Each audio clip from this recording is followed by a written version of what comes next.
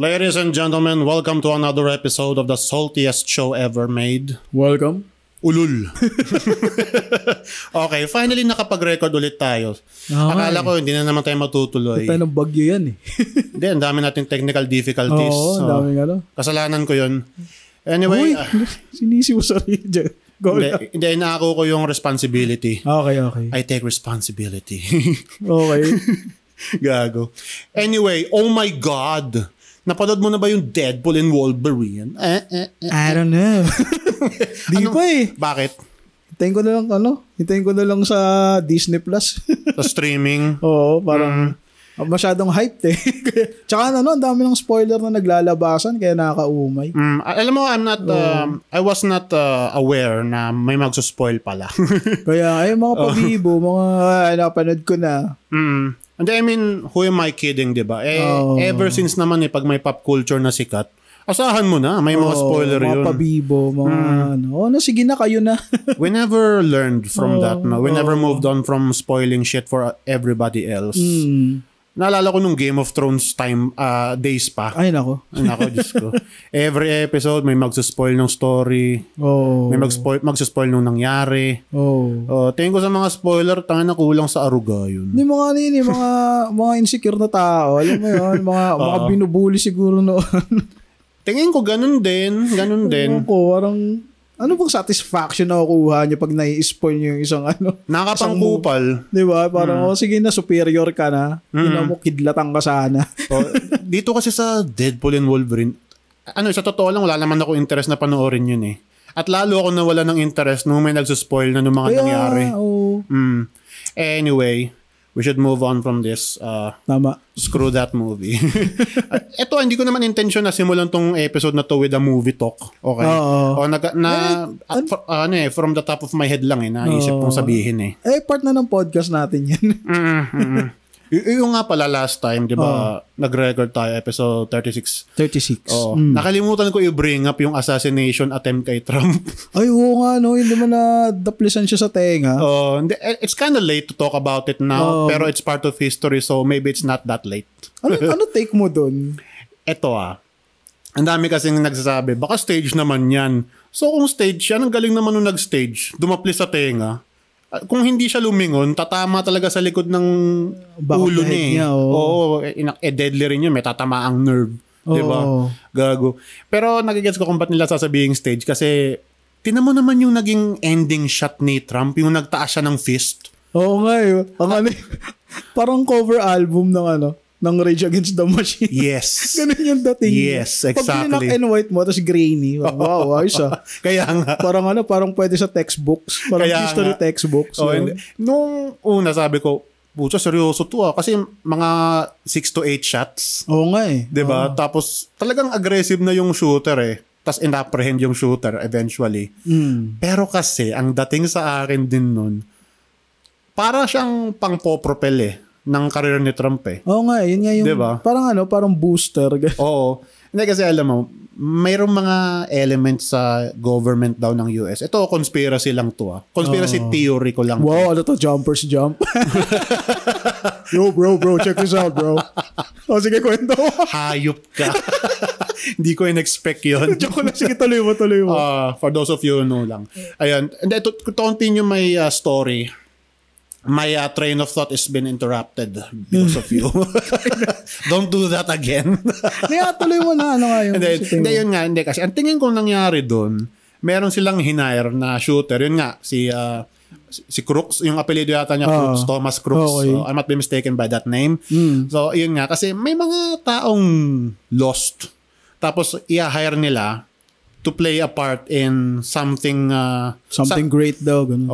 Some play, kasi ito hindi lang naman kasi si Trump yung may assassination attempts sa US sa iba't ibang parts of the world. Throughout history, in different parts of the world, may mga failed and successful attempts. Yes. Ayun. Yung nangyari kasi kay Trump, ang tingin ko doon, talagang intention talagang patayin siya kasi he's becoming a threat to the establishment. Ganun yung naririnig ko sa mga commentators. Ayun. And then, that made me think, why would someone assassinate somebody? somebody big. Kasi pag ginamit mo yung word na assassinate, it's mostly politically motivated eh. Yun nga, hindi siya, pag sinabi mo kasing assassinate, it's someone big that you have to put down. Kasi it's becoming a threat to you, or you just want him gone or her gone kasi that person is a piece of shit, evil. Ang para sa akin, ang definition ng assassination is to kill. Diba? Ano pa? Sige. Elaborate. Shoot it. Hindi, I don't think na stage yun. Kasi intended talagang patayin siya eh. Kasi ilang shot yun, no? 6 to 8 shots. Kung stage yun, kahit isang lang eh. Yung i-graze lang yung tenga niya, okay na eh. Parang ganun eh. Yun nga eh. Pero nung lumingon siya, saka nag-graze kasi sunod-sunod eh. Diba? Saka yung the way na i-cover siya ng Secret Service niya, wow. Yun pa. Yun ang literal na human shield. Yung parang talagang walang walang hesitant, talagang cover talaga. Yun nga eh. It's wild. It's wild. The whole thing, it's wild. Holy shit din yun. Holy shit. Sabi ko nga eh, bakit kaya of all not of all people, sorry. Pero throughout the years, kasi diba hate na hate nila si Trump. Bakit kaya ngayon lang nila i-assassinate, no? Alam ko dati pa may galit na kay Trump. Ngayon na tumatakbo siya as president again, diba? Diba? That says a lot. Parang timing naman. At saka ang dami mga ignorante. Ay, sayang, di natamaan. Ay, di namatay. Ang tanga nyo, gago. Mali nga. Alam mo, piece of shit but still human lives pa rin. Hindi ako fan ni Trump, okay? Pero kahit sino hindi ko gustong ma-assassinate. I want him held accountable. That's for sure. Go to prison if he has done war crimes. Ganon. Tama. Pero yung assassinate mo, parang you just let him loose eh. Parang easy escape. Escape justice, ganon. Maraming reason eh. Hindi pa nga rin nga nila alam kung ano nangyari. Tsaka alam mo sa akin lang, kung gusto mo siyang i-assassinate, dapat nun pa. Ba't ngayon? Kasi magmumukha siyang hero eh. Yun nga eh. Diba? Nagmukha siya nga yung biktima kasi someone na may nag-attempt sa buhay niya. Yun nga eh. Lalakas lang boto sa kanya if ever. Di ko alam ha. Actually, lumakas na yung boto. Diba? Sa kanya. Para sa kanya. Well, and I mean, alam ko hindi political yung itong podcast na to Pero yung assassination. Yung assassination, doon tayo mag-focus. Kasi wow. Incredible. Wild and it's horrifying. Yes. Ang scary. Ang scary. Hindi kasi, alam mo, throughout history, ang daming assassination attempts na nag-fail and successful. Let's go back. Nung World War I, actually. Okay. Before mag-start yung World War I, yung assassination ni Franz Ferdinand yung reason. Kung bakit nag-ignite yung World War I. Yung trench war na tinatawag. Kaya nga sabi ko, hindi maganda yung assassination kahit ano pang form niyan. Ang pangit ng outcome. Pangit lagi outcome nun. Yes. Baka magka-civil war pa kayo dahil dun eh. Dahil. Yun nga. And then, nung World War II rin, may assassination attempt kay Hitler. Yung Valkyrie. Operation Valkyrie. Operation Valkyrie. Muntik na siya dun eh. Kung nasalba lang siya nung table leg. Nga eh. Kasi makapal. Gabutil na lang. Konti na. Talaga nasabugan daw siya, pero ang nangyari sa kanya, ruptured spleen, ruptured eardrums. Tapos may mga tama rin siya dun sa katawan niya eh. Pero he lived for another 2 years. Kasi masamang damo eh. Yun nga eh. Pag masamang damo. Yun nga eh. Pero may successful din na assassination attempt Kennedy. No. Nung World War II rin. World War II. Sa mga Nazi. Kay Reinhard Heydrich. Kilala mo ba yun? Pamilyar ka? History. Yun, pa-explain. Ayun. Nung World War II kasi diba sa Czechoslovakia. Czechoslovakia. Diba invaded sila occupied sila ng Nazi Germany. So anong nangyari? May dalawang Czech guys. Train sila ng British intelligence para mag-assassinate kay Reinhard Heydrich kasi vicious threat talaga. Talaga siya tyrant. Tyrant. Piece of shit talaga yun. Psychopath na nagkaroon ng kapangyarihan. Alam mo, coveted by Hitler nga yun eh. Talagang favorite ni Hitler yun. Si Reinhard Heydrich. And then ito naman nakasakay siya sa kotse na sa Czechoslovakia. Papunta sila sa isang meeting yata yun. Tapos papatayin siya ng isang Czech soldier, si Joseph Gabčík yata yun. Nag-jam yung barrel. I might be mixing the two guys, no? Tapos yung isa, si Jan Kubis. Siya yung nag-drop ng explosive sa loob sa ilalim yata ng kotse. Kotse ni Reinhard Heydrich. Tapos sumabog. Ayun, na-injure talaga si Heydrich until he died from his injuries. Yun yung successful attempt. Successful. Siguro masasabi mo, yun yung isa sa mga assassination attempts na for the good talaga. Ay, nagpabago din ng nagpabago rin ang outcome ng war.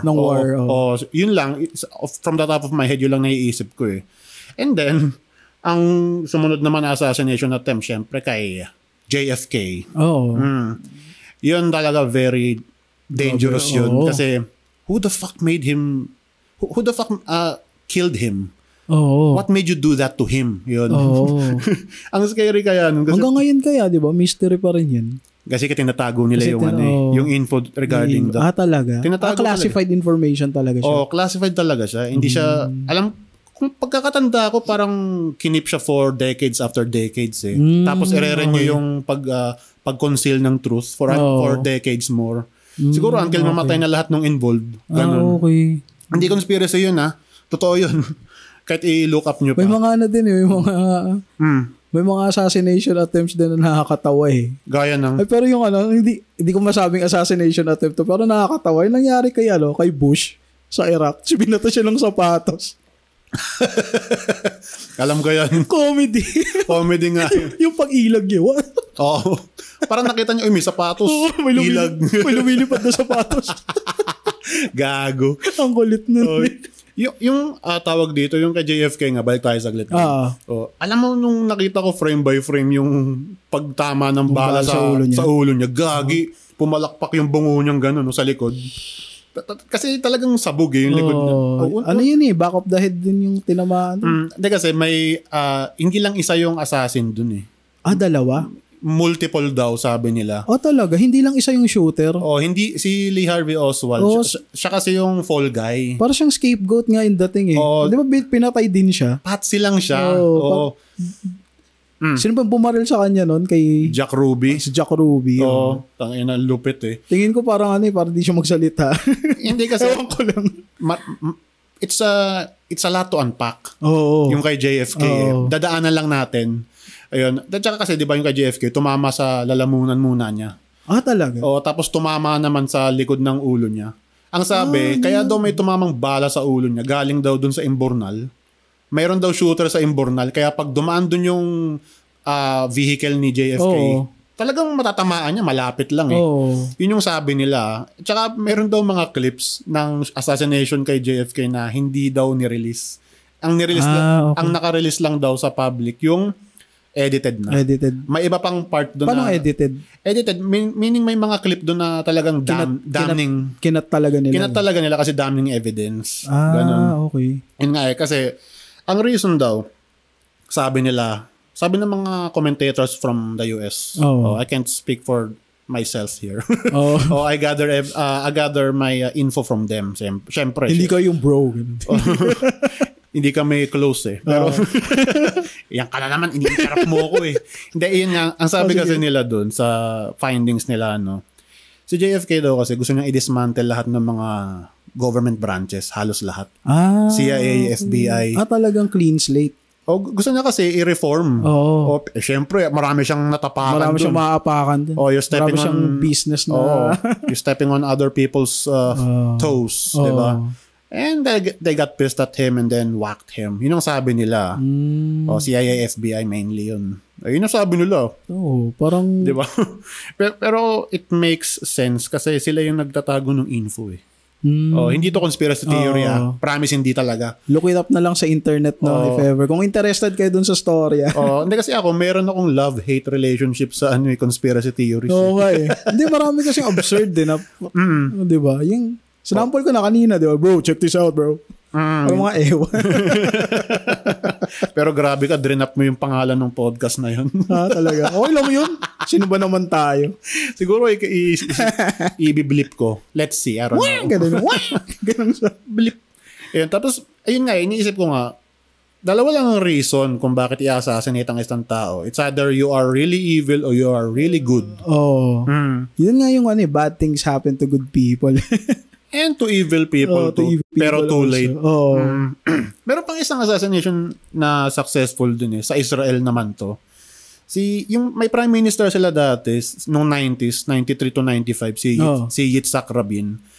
ayun talaga, successful yung assassination sa kanya kasi he's trying to make peace with the Palestinians. The PLO, PLO. si Yasser Arafat. Syempre, marami nagalit na Israeli sa kanya, yung mga far right. Yung mga right-wing extremist. Kasi yung tingin nila sa kanya, nagiging soft ka na masyado sa kanila. Ano mangyayari? Okay. Diba, you're gonna give them what they want? No way. Kaya may nag-assassinate sa kanya si Yigal Amir. Ayun, tangina. Namatay yung peace process. And look what happened. If you're trying to do something at least good, a little bit of good, you're considered a traitor. Ganun. Oo nga eh. Yun nga. Ang hirap din maging mabait, kumbaga. Di ba yung kay Ninoy Aquino? Ngayon, debated pa rin eh. It's still a mystery. Sino talaga yung bumarel sa kanya dun sa... Sabi nga nila someone close to him. Which makes it dark. Kasi ganun yung kasi yung shot niya talagang tayo. Gagi talagang in cold blood. Parang parang close nga talaga yun. Parang point blank talaga. Kasi pumutok lang nakahandusay na lang siya dyan. Kasi may iba na pag binaril mo sa malayo, mabubuhay pa eh. Magigraze mo lang eh. May chance din kasi na yung kay Nino, parang another way of sending a message. Ayun, assassinations are message. Yeah, sample. Are messages rather. Yun nga, yung probably gusto lang nilang iparating na this is life now. So don't mess with us. Di ba si si Jamal Khashoggi? Tama ba yung term ko? Sorry. Si Jamal Khashoggi. Yung journalist na sa Saudi Arabian. Ang sama ng ginawa nila dun. Grabe yun. Na-horrify din ako dun eh. Hindi, wag na lang nating banggitin siguro. Pero panoorin nyo na lang. No? May docu tungkol dun eh. Si Jamal Khashoggi. Paano bigyasin? Jamal Khashoggi. Pero yung spelling Khashoggi. Khashoggi kasi, sorry. Yun nga, if you're trying, yun nga, journalists, assassinated din yung mga yun. Kaya nga kung... Critic kasi siya eh. Yun nga, pag critic ka, tapos sa mga taong hindi mo dapat i-critic, you're gonna be in a bad place. Yun nga, kaya nga siya, very tough situation to be in. And then, it's not up for debate. You really are fucked when you say something damning. Against doon sa mga entity na yun. Kaya nga sabi ko nga hindi kaya dapat lahat ng mga big figures, no? Kailangan may body double. Parang na yan eh. Parang hindi ko lang alam pero parang standard na ata sa kanila yan eh. Ganun. Si Hitler may mga body double yun. Meron daw. Marami yun eh. Marami daw. Kasi alam niya may mga gustong pumatay sa kanya na Nazi rin. Kahit si Ferdinand Marcos noon, may mga double din doon. Talaga? Ferdinand Marcos Sr. Si Senior. May mga double din daw yun eh. Parang bawat leader yata talaga required. Hinahanapan talaga. So hindi ko lang alam. So yung nakikita natin sa TV, probably double. Minsan, kaya yung mga lalabas sa public, may pag-interact sa tao. So ibig sabihin, kapag may body double na, let's say a president, body double ng president, pag naka-shades yun, malamang hindi siya yun. Pwede. Hindi natin alam. Nakita ko gagawin yung kay Joe Biden. Nakakatawa biglang tumangkad siya. Kasi di ba yung average lang, 6'1 yata si Biden, tapos yung body double niya, parang 6'3", 6'4", gano'n. Ganun. Talagang towering. Nakita ko yun eh. Sabi ko, parang di si Biden yun na. Tsaka kasi, yung mga government branches nila dun, meron talaga silang required na mask para dun sa body double. Talagang high-grade mask. Tsaka tago talaga sila. Yung malayo sa camera. Kaya lang yung kay Biden recently, nakakatawa yung body double ang tangkad. Parang tanga rin ng PR niya. Siguro naghanap sila nung katawan niya. Siguro yung muka, tinignan nila maigi yung muka. Nakalimutan nila yung height. Ay, tangkad pa. Siguro. Baka in-assume lang nila na pwede na siguro. Kamukha naman eh. Hindi naman na mapapansin yung height. Leave it be. Gagi nakakatanga din yung mga body double kasi pwede silang maging impostor eh. Halimbawa, may na-meet ka, pumunta ka ng Mega Mall. Threat din yan Threat din sa kanila yan Halimbawa, pumunta ka ng Mega Mall, tapos nakita mo yung president, halimbawa. Tapos hindi pala siya yun. Di ba? Inuto ka ng inuto. Uto ka naman. Ay, nakipagkamay ako sa president. Tapos yung body double naman, tanga puta. Yun nga, nauto ko sila. Pag kamay pa sa akin to, bobo. May mga na-meet ka na ba dati na, well, not meet, pero may narinig ka bang stories na impostors? Kasi they are the most freakiest stories ever. May docu tungkol dyan eh. Alin? Ano ba yung nakalimutan ko? Yung nagpanggap siya yung nawawalang bata. Ay, gagi, oo. Si ano? Alam ko yan, yung The Impostor. The Impostor. Oo, The Impostor. Grabe rin yun. Si Frederick Bourdin. Yun. Gago, tarantado yun. Napakasira ulo ng tao. Ano siya, di ba? Kasi French-Algerian guy. Oo. Hindi kasi, di ba, dun sa Texas, si Nicholas Barkley, yung bata. Yung nawawala. Yung nawawalang bata.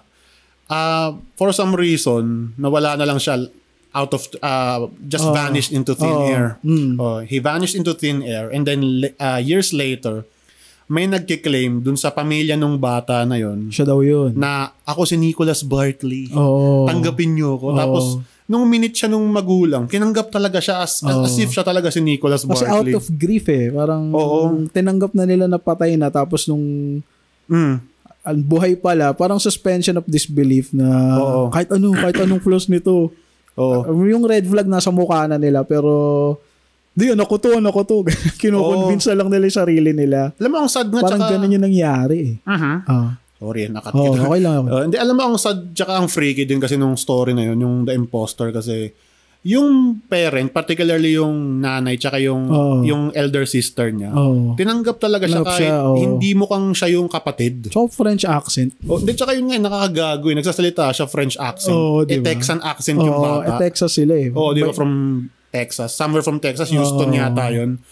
Ayun, tapos, nung tumagal, di ba, lumalabas siya sa mga interview sa TV station. Ano nangyari sa'yo? In-interview siya ng ganyan. Tapos wala siyang ano. Tapos, parang gumagawa lang siya ng mga... Nagbabluff na lang siya. Bullshit stories na kesyo kinidnap daw siya ng mga military people. Nakatakas daw siya.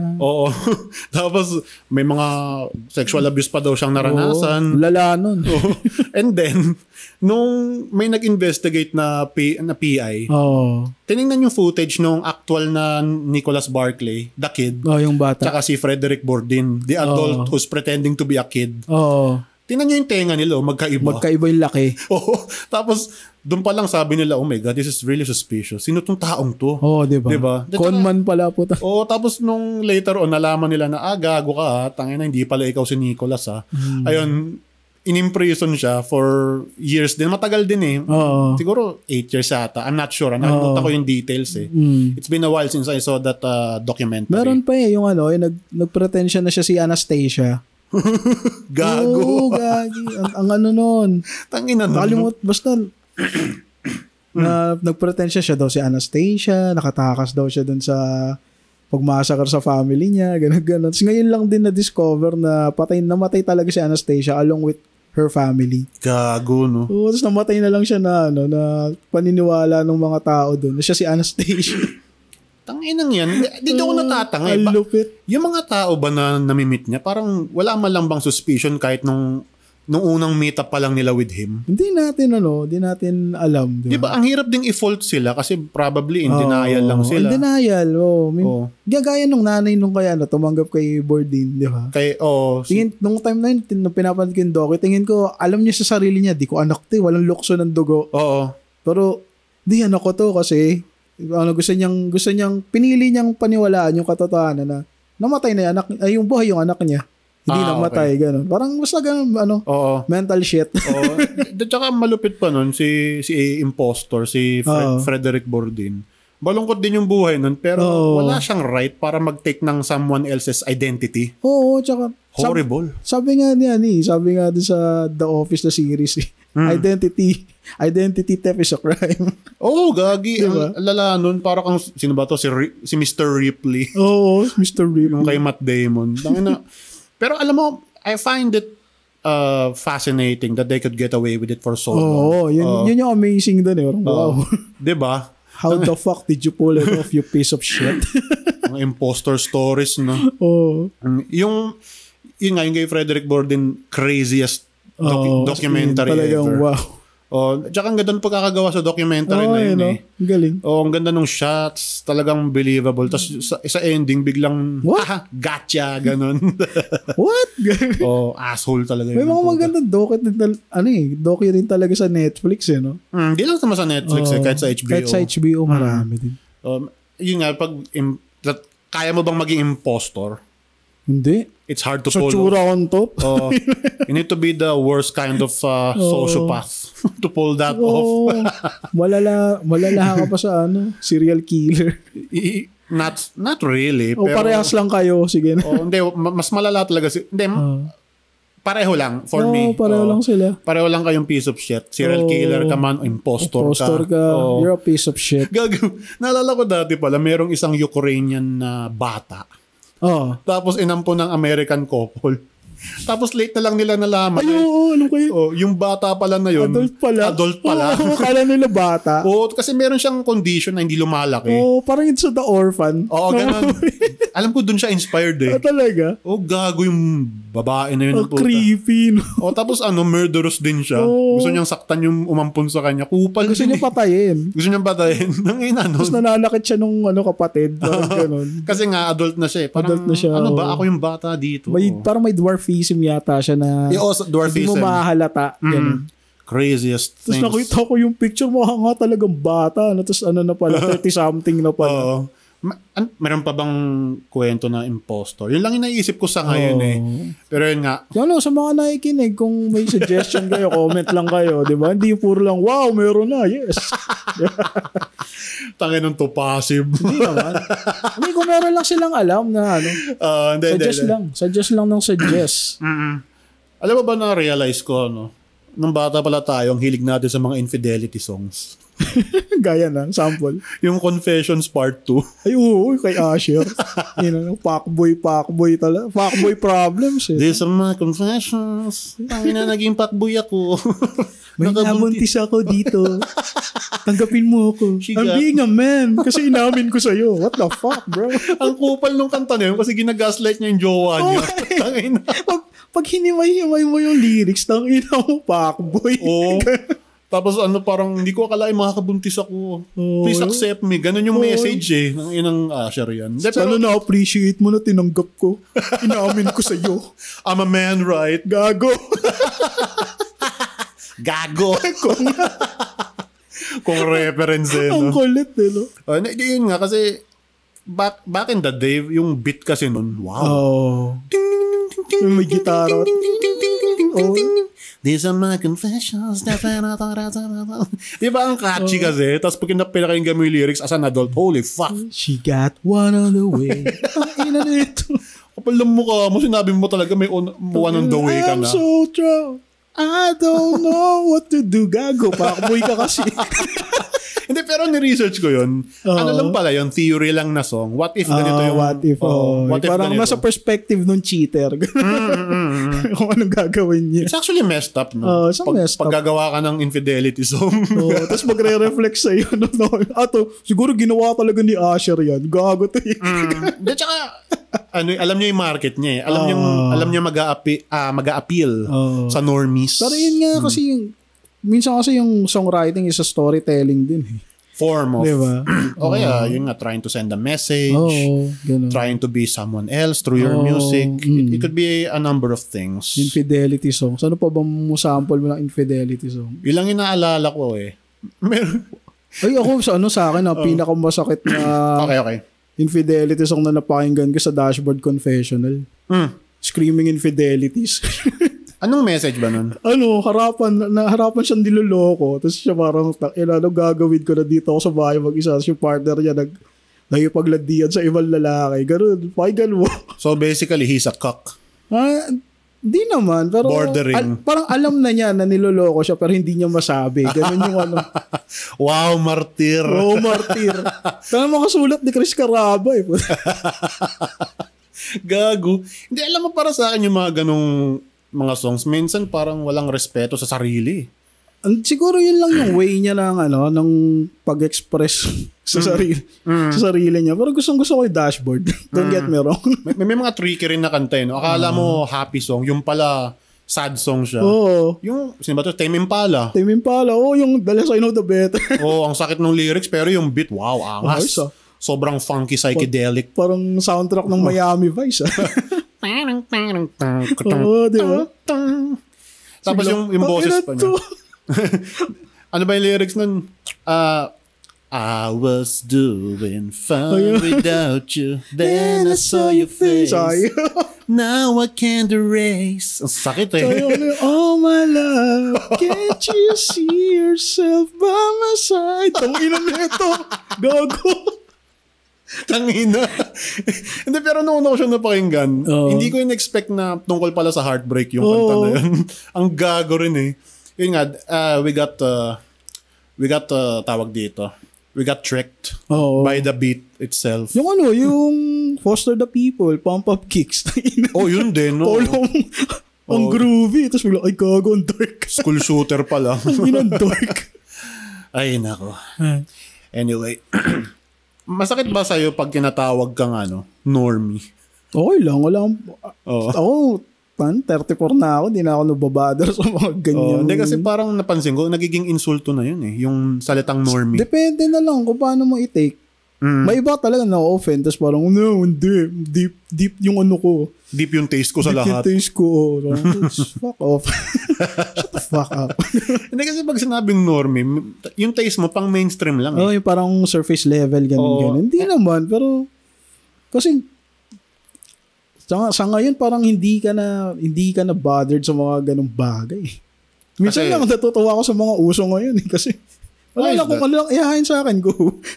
Okay. Kung ano na lang yung ihain sa'yo. Ano lang makita mo sa sa internet o sa spare time mo, di ba? May makikita kang normie din sa comment section minsan eh. Diba, may isa kang nakitang thirst trap content. Ay, nako. Yan masasabi mo. Ultimate normie. Let's talk about it now. Yung mga thirst trap content. Rampant na siya since 2021. 2020. Oo, kasi maraming bored na babae sa bahay. Yes, So they would just film themselves, post it on their reels. Diba? Kadalasan nakikita ko yung mga nagpapaalog ng boobs. Oo nga. Papabounce nila yung boobs nila sa camera. Tapos may mga magko-comment sa kanila na normies na lalaki. Dude, ini-inflate nyo na nga yung ego niya, tapos kayo, dina-downgrade nyo yung sarili nyo as a guy. Ang sad lang. May kita, no? I'm not gonna try to sound like someone from the manosphere. Hindi naman sa amin yung bastion of morality and shit. Naman, puta. Huwag nakakita ka ng gano'n, what the hell? Hindi, nakakalungkot lang dun. Ang daming lalaki na, wow, so sexy. Wow. Please marry me. Tangina mga comment to. Tapos yung meron pa nag-live stream nun yung usong-uso pa yung ML nun yung nag-ML siya pero sakop ng niya ng boobs niya yung screen. Okay. Yung nga, thirst trap content. May mga thirst trap pa din ba hanggang ngayon? Naman. Kasi they make money off of that eh. Lalo na sa TikTok. Para siyang OnlyFans pero nasa Instagram, nasa TikTok, ganun. Yun nga sa akin. Tingin ko yung mas mababa pa sa normie. TikTok brain. You sound like an old fart. Yeah, maybe. Siguro. Titong-tito ka na. Hindi, pero I'm not gonna fault anyone who likes that, no? Not really. Hindi, joke lang. Messed up lang. Ang messed up lang, nagigets ko kasi siguro you're longing for someone. Tsaka siguro maintindihan mo sila, indoor lang noon. Ganun din. Lockdown kasi. Ang di ko lang maintindihan, yung mga lalaking hanggang ngayon, tumatangkilik pa rin doon. Where's your self-respect? Siguro yun na lang yung libangan nila. Pero yung magko-comment ka pa kasi, parang pinapakita mo pa yung presence mo na, ako to, manyakis ako. Ganun yung dating. Kasi in-expose mo yung pangalan mo eh. Kahit sabihin mong hindi yun yung totoong pangalan mo, habang nagko-comment ka sa thirst trap content ng mga babae, it says a lot. Yes. Kasi maraming fans eh. Ever heard of porn? Yun nga eh. Tsaka teaser lang naman yun eh. Meron porn, tinatawag as in, talagang all the way, bro. Gago. Diba? Yun nga, pero noong una, tumingin din ako dun Di ako hipokrito. Tumingin din ako dun mga ilang beses. Tapos sabi ko, ito na naman, bullshit na to. Wala na tong dating sa akin eh. Tapos, pero yun nga, the fact na hanggang ngayon may tumatangkilik pa rin, it's kinda sad. May nakita nga akong meme, ano yun eh, related dyan. Sabi niya, on the way sa work kasi nahiya akong sumayaw during pandemic sa TikTok. Gago. Ayop na yan. Tangina. Ayun ako, we've kind of failed, no? As a society. Dito sa ano? In the whole world. In the whole world. We kind of failed because of... Parang lahat lahat based on internet na. Ganun. Not real. Oo. Actually, diba, parang sa Nickelback. Diba? Ang rampant ng hate sa Nickelback, which is hindi ko magets kasi okay naman yung banda na yun. Wala namang problema sa kanila eh. Pero hinate lang sila kasi the internet said so. Parang pineapple on pizza. Nga, gatekeep. Dahil sa gatekeepers. Di ba? It really makes me wanna vomit. Yung mga nakoconsume nating content na unintentional naman.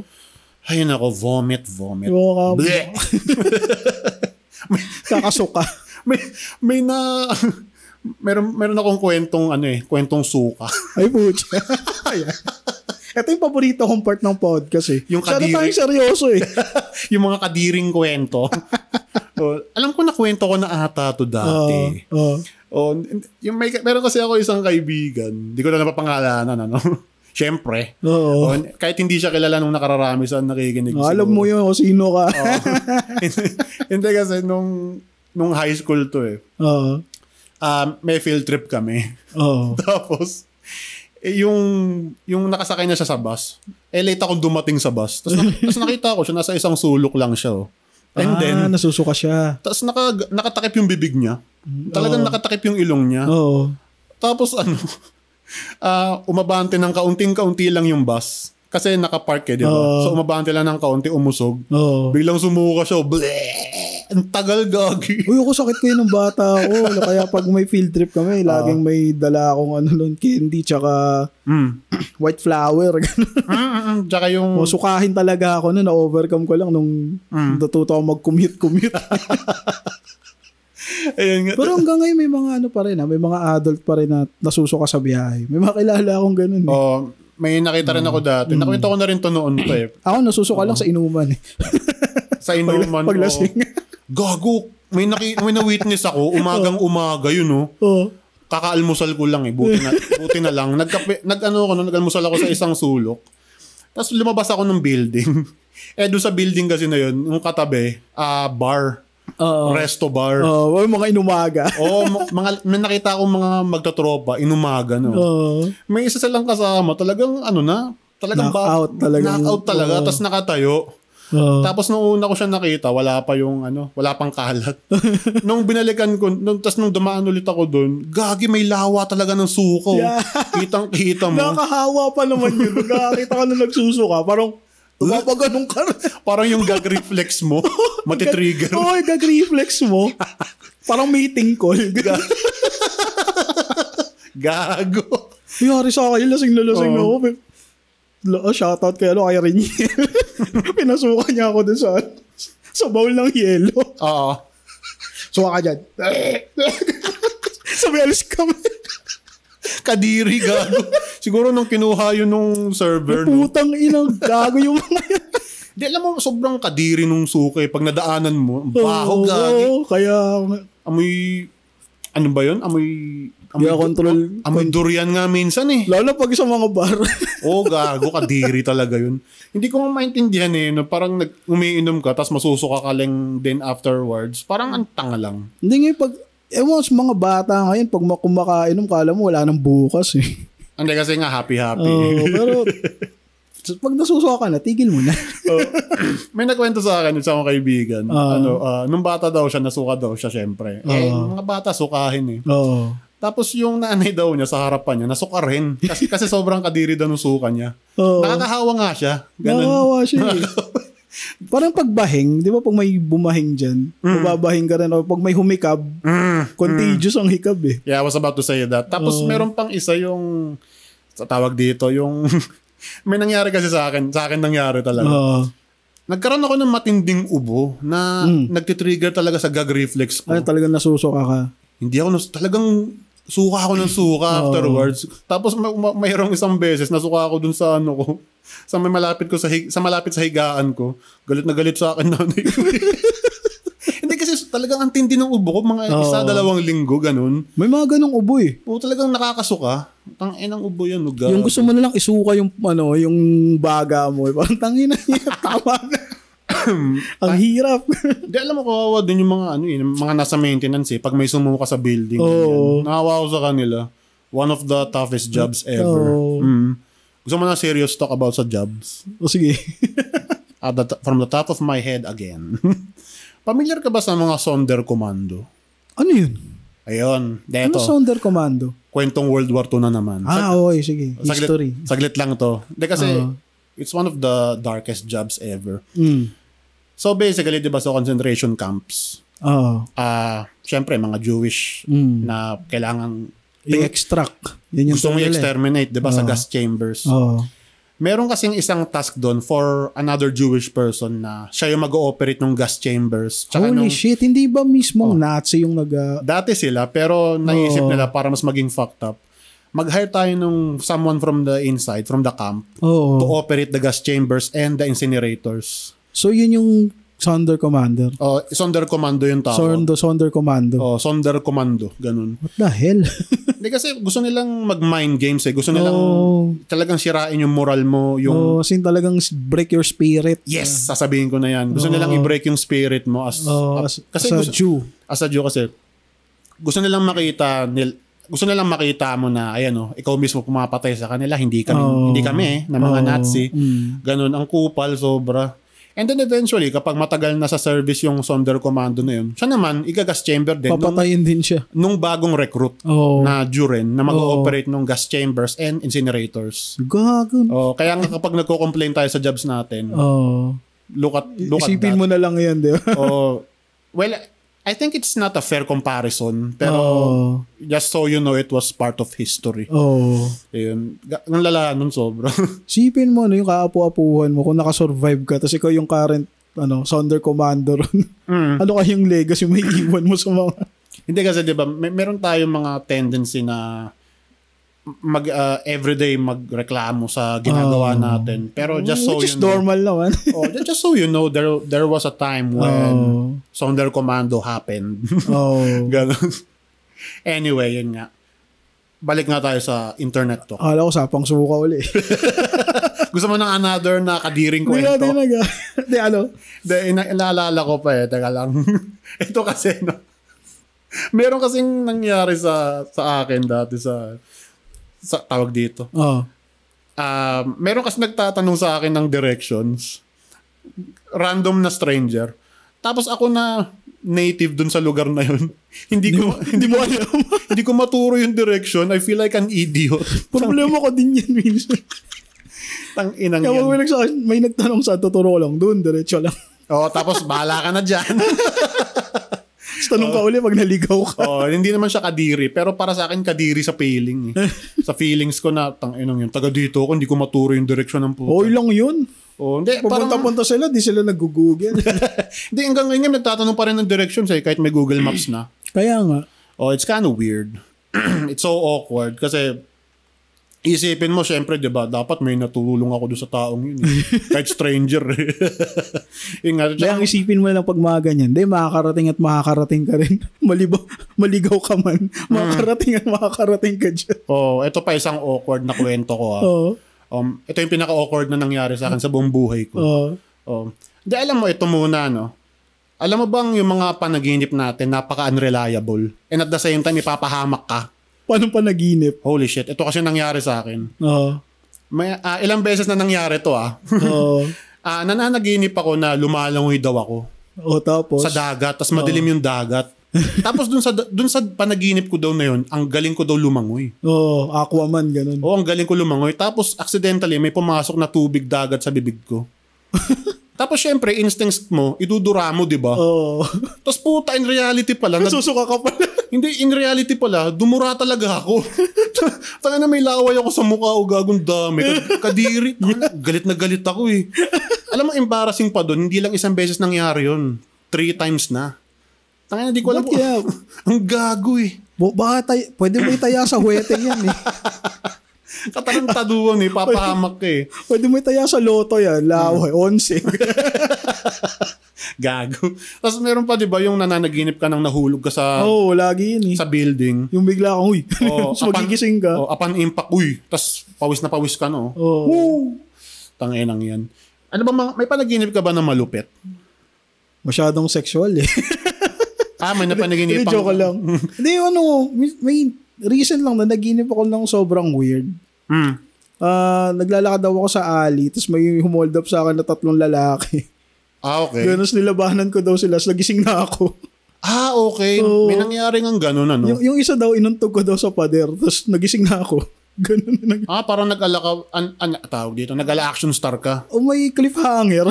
Ano nangyari? Ang gago, no? Bitin ka. Ang gago nun, parang, hindi mo alam kung anong message ng mga, ng mga dreams sa'yo. Minsan kasi yan nung time na yun, nanood ako ng movie. Okay. Oo. Parang rumihis daw sa utak mo yung eksena. So kung ano yung huling memory mo before parang, ka matulog. Ewan ko, ganun yung ganun yung theory ko about dreams Tangina niya. Ang gago, puta. Yung parang, halimbawa, may ginawa ka na bago ka matulog, tapos naisip mo pa rin.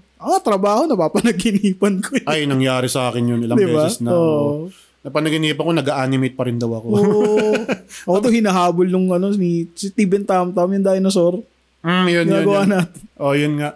Yung, meron pang isang nangyari sa akin na malupit. Yung hinahabol daw ako ng zombie. Tapos may chainsaw yung zombie. Talagang pawis na pawis ako pag gising ko. Kupal din yung mga panaginip Wala naman yata talagang yung meaning. Mga intrusive thoughts yan tingin ko lang. Siguro. Ewan ko. It comes in different forms Kaya minsan mahilig ka mag-daydream, tapos napapanaginipan mo yung crush mo. Oo, ganun. Ganun It gives you a wrong message the wrong signals. Kaya yung mga, dati akala ko may meaning yung panaginip, pero na-realize ko. Parang na lang yun, parang brain fart. Ano pa? Yun yung term ko sa sa panaginip. Brain fart na lang yan. Tingin ko siya, para siyang release of your frustration. Ganun. Yung panaginip. It doesn't mean anything probably. Parang binibigyan lang ng meaning na ibang tao. Hindi kasi they're trying to make sense of a lot of things Isa na ako dun. Yun nga yung mga yung mga nagtatanong sa ibang tao ng meaning ng panaginip nila. Parang, do you know the person? Diba? Parang kilala mo ba yung tao na naginip ng ganun? Ba't siya na naginip ng ganun? Yung ano pa? Yun lang. Yun lang. Tingin ko talaga sa mga dreams, brain fart na. Alam mo, nagde-develop na rin ako ng trust issues dahil sa mga panaginip na yun. Magde-develop na talaga ng trust issues. Dahil sa panaginip Alam mo yung biggest lie na narinig ko sa buong buhay ko? Ano? Yung crush mo daw, naging crush ka rin daw nun at one point. Di natin alam, di ba? Kasi situational yon. Bullshit yun. Hindi, situational yon. Malay mo, tropa kayo ng crush mo, tapos napansin ka rin niya pala, tapos na-realize niya, hindi, mas okay na tropa kami. O kaya yung crush mo, di ka kilala, talagang di ka crush nun. Oo, gago. Ganun lang yun. Situational yun. Yun yung logic dun. Oo, situational yun. Make it make sense. Tangina. Nabalitaan mo ba yung sa Olympics? Yung sa boxer?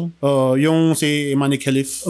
Yung sinabi sa news outlet na trans daw, yung pala babae talaga siya na may sitwasyon. Hindi kasi mataas, malaki yung issue kapag yung testosterone niya, mataas daw Hindi kasi ito yan, di ba?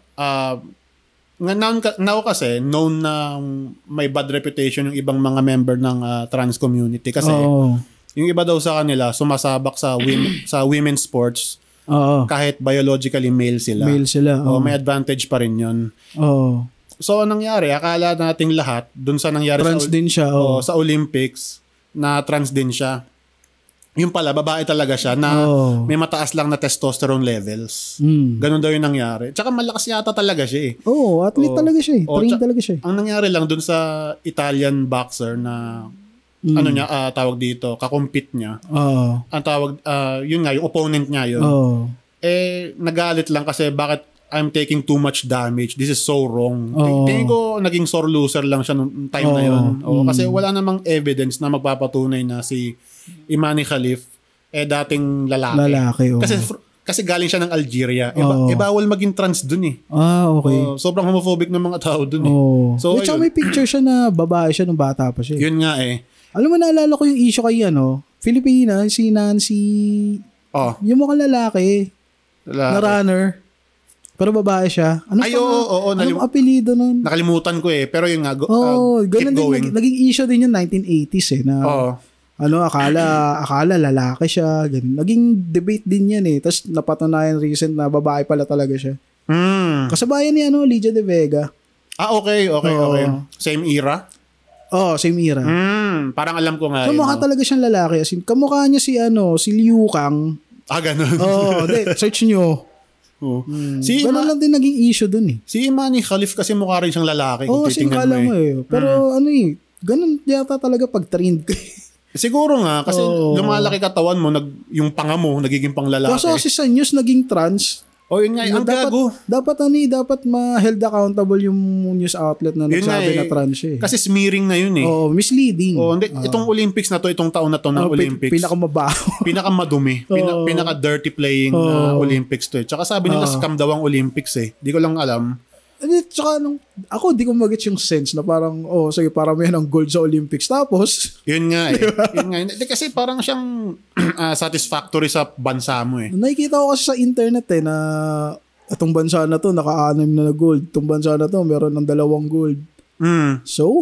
Yun nga eh, parang in the long run, may sense ba yun? Parang so what, diba? Ang daming nangyayari sa mundo ngayon. Ang gago ang puta. Yun nga eh, tsaka diba controversial din yung umpisa ng Olympics eh. Yung may mga, alam mo na, yung may mga nagka-cross-dress na, hindi ko rin maintindihan yung nangyayari dun eh, sa totoo lang. French eh. yun nga the French is being French. They don't care about your opinion. French being French. Yun nga French kasi yung pinaka-wild. Pagdating sa... naman metal, what a Gojira. Napatugtog nila sa yung bandang Gojira. Ang nun, Gojira na intro. So yung intro yung may pugot na babae nagsasalita. What the heck? Damn, ganun ka. So French. So French na French. Pero yun nga, ang daming disappointed sa Olympics this year. Ako, di ko nga alam, may Olympics pala. yeah, ganun din ako. Nakinalaman ko lang na may Olympics dahil dun sa Turkish na shooter eh. Oo. Mukhang hitman. Yun mukhang nga. Retired hitman. Parang sanay na siyang bumaril. Parang cold-blooded eh. No? Cold-blooded siguro killer. Ito yung nag-train kay John Wick noon eh. Ganun yung dating niya eh. Gagong po. Kasi nag-trending yung South Korea na na parang parang hype beast gano'n. So dumating siya, silver medalist pa, parang hitman to dati, kunyari lang to. Tingin ko nga, baka may hinari sila na probably may criminal past eh. We don't know. Hindi natin alam. Suspicion ko lang yun, pero it would be wild kung totoo nga yun. Ng story di ba? Pang movie. Yun nga. Tawag dito. Ay nako, tangina ito na naman. Pag dami ko sinasabi, sumasakit na lalamunan ko. Wala sukahan. Susukahan kita ngayon dito sa episode na to. Gago. Tawag dito, Frank, are you a superstitious guy? Hindi masyado. May mga sinusunod pero lalo mong masama kung susundin mo eh. Gaya gaya pag mag-a-apply ka sa trabaho, naglalagay ako ng piso sa sapatos sa ilalim. Does that make any sense? Or luck, ganun. Yung nga nagsiset tayo ng mga standards sa sarili natin. Parang siyang tama ba ako? Placebo effect? Or parang mental conditioning mo lang na, ginawa ko to. Sana maging successful tong journey na pupuntahan ko. Parang ganun. Parang kinukondition mo yung utak. Malimbawa, bago ka mag-apply sa trabaho, daan ka daw sa simbahan. So, syempre ikaw, pag daan mo sa simbahan, parang, okay, dumaan ako sa simbahan.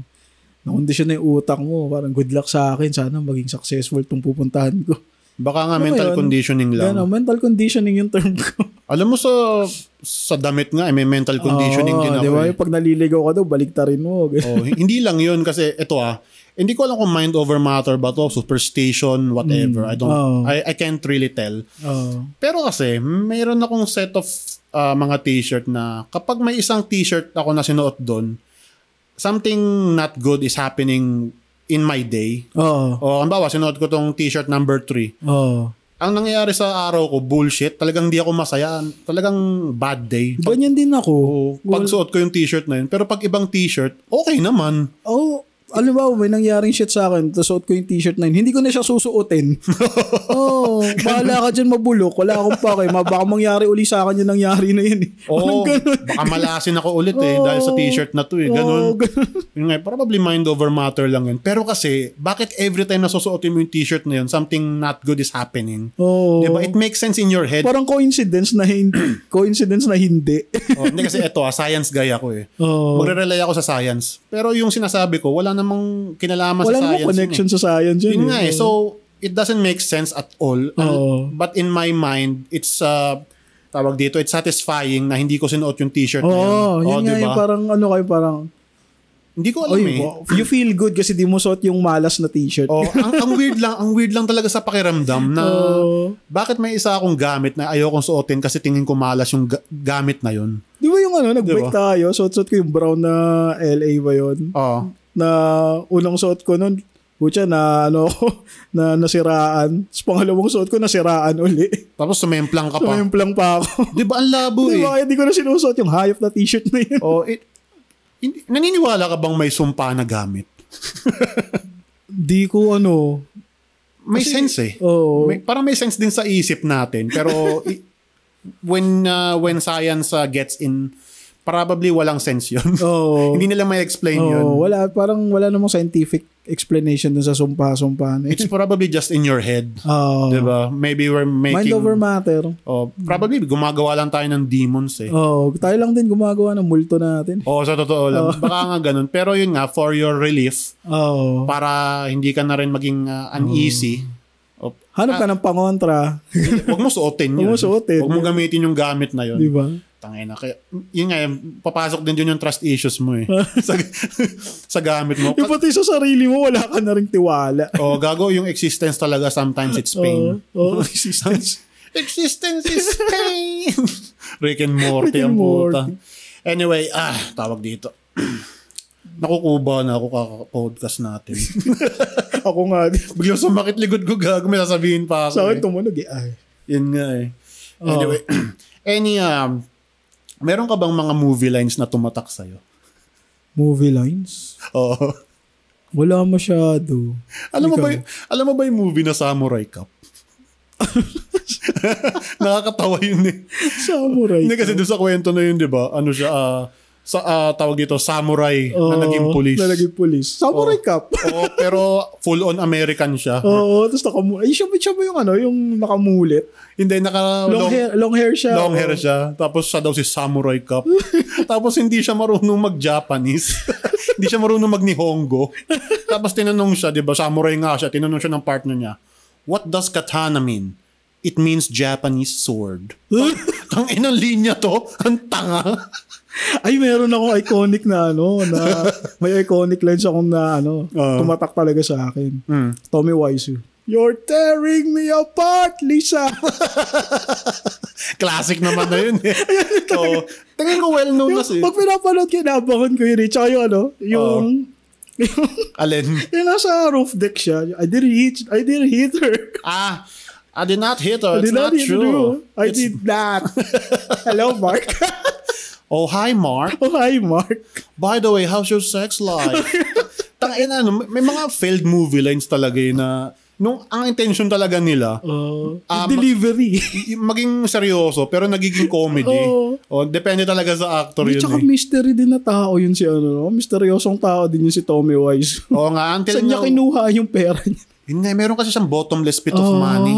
Di ba? Meron siyang bottomless pit of money na hindi matrace ng hanggang ngayon, saan galing? Ng kahit sinong accountant. Tingin ko nga mafia yun si Tommy Wiseau.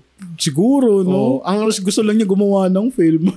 Kasi meron pang isa si Neil Breen, yung pangalan niya. Si Neil Breen, yung... record na may laplapan sa scene.